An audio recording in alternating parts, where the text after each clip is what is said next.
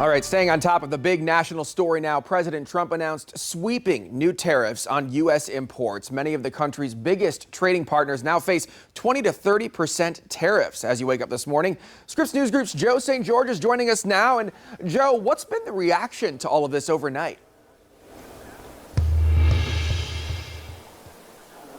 Well, the markets in Europe and Asia, major sell-offs. Global leaders have expressed regret, from Australia to Japan to the European Union. Longtime allies, friends of the United States, expressing regret for what President Trump has done. The European Union president saying that we're all in this together, and they were talking about Europe, not the United States, on this front. It's worth reminding our viewers waking up with us in Hampton Roads the three kind of dates we're watching. One date is today, because those auto tariffs, which we have covered extensively over the last week, they took effect at midnight. So in theory, a new car coming in from Mexico or Canada or from Asia is going to get hit with that 25% tax going forward. Is that going to be passed on to you? Economists say that's going to happen.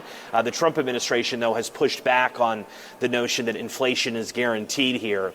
As far as the second date, it's Saturday. That's when pretty much every country on planet Earth is going to be hit with the 10% new tariff, new tax. But the date I'm really watching is next Wednesday, April 9th.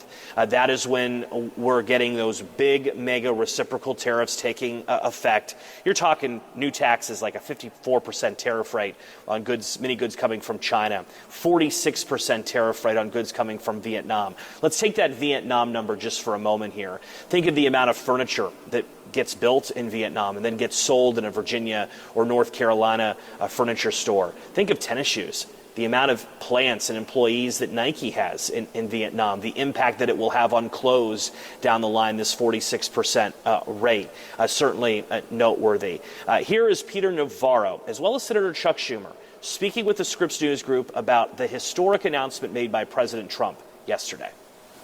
This is going to be a tremendous boon for jobs, bringing back our factories, rising wages. Every dollar that we collect from foreign nations from the tariffs will come back in the form of debt reduction and tax cuts. This is a huge tax on American families, all to help billionaires get a tax cut. The average American family could pay more than $5,000.